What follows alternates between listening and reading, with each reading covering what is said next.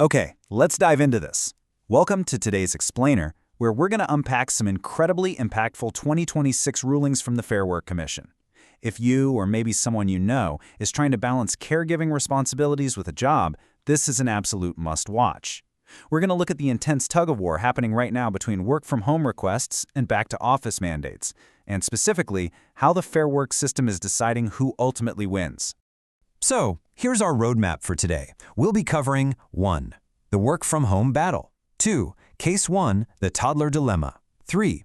Case 2, the dementia caregiver. 4. Reasonable business grounds explained. And finally, 5. Protecting your workplace rights. Section 1. The work-from-home battle.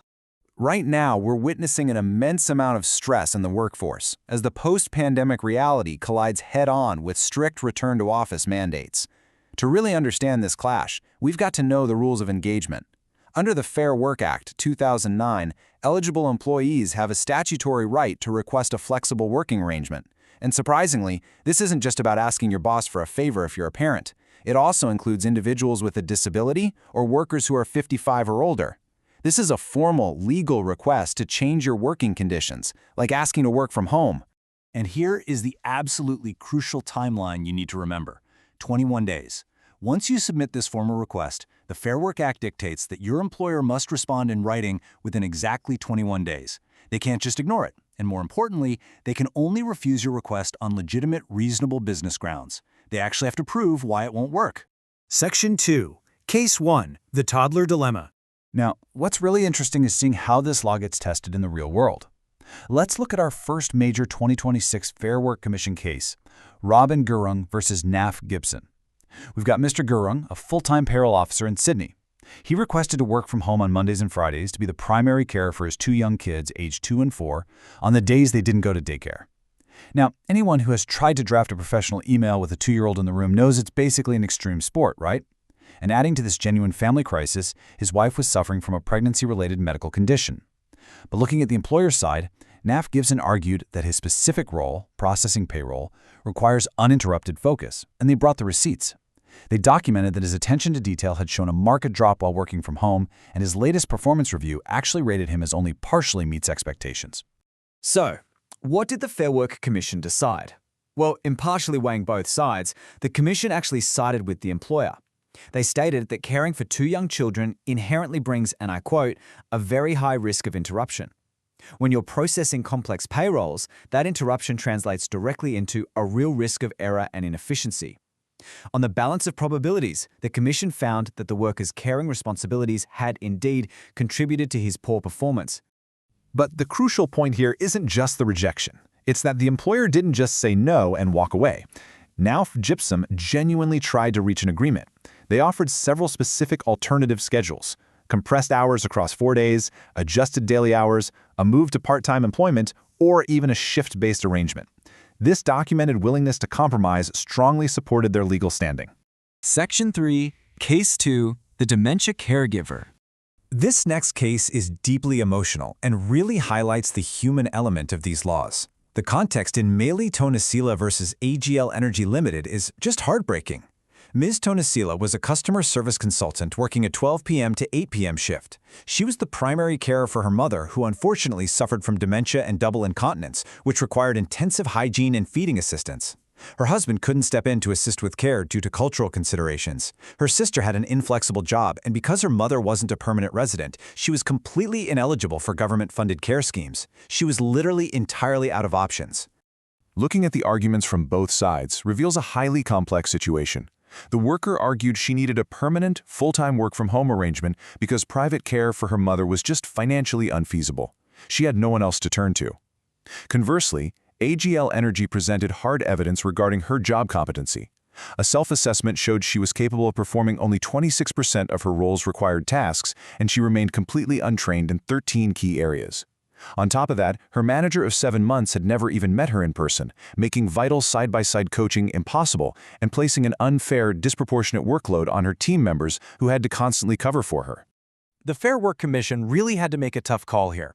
Ultimately, they validated the employer's refusal, noting that giving the employee more permanent work-from-home time, quote, will not see an improvement in her performance.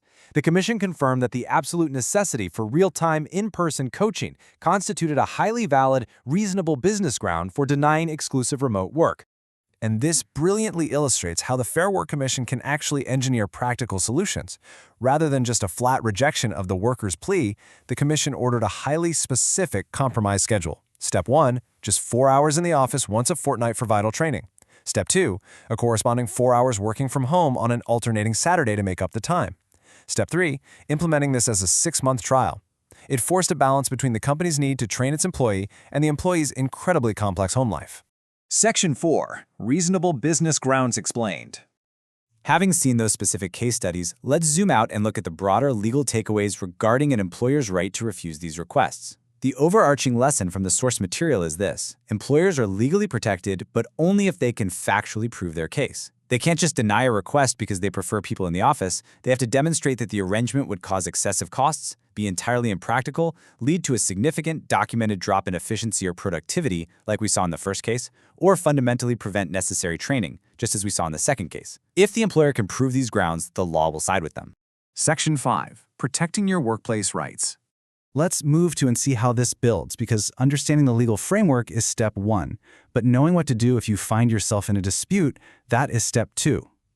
So I want to ask you directly, based on what we've just learned, do you feel like your own flexible work request was unfairly denied without those reasonable business grounds we just covered?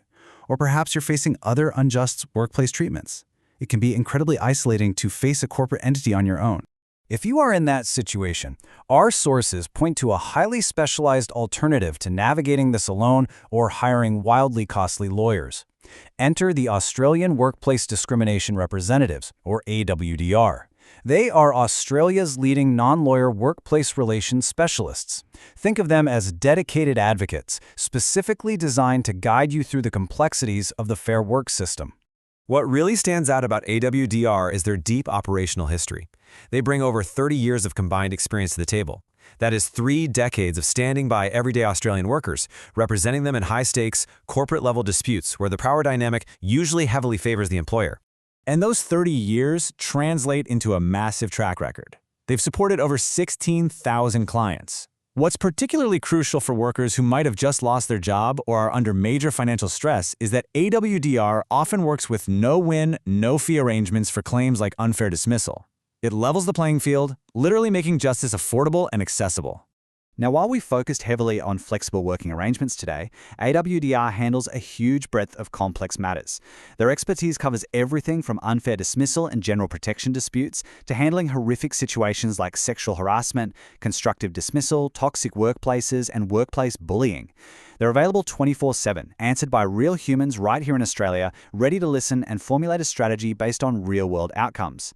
Which really leaves us with one final, critical question for you to ponder. If you know the law and you know your rights, will you just settle for a refusal, or will you fight for what is legally yours? Please don't suffer in silence. If you need help holding an employer accountable, call 1-800-333-666 today. Thank you so much for joining me for this explainer. Keep learning, keep asking questions, and I'll see you next time.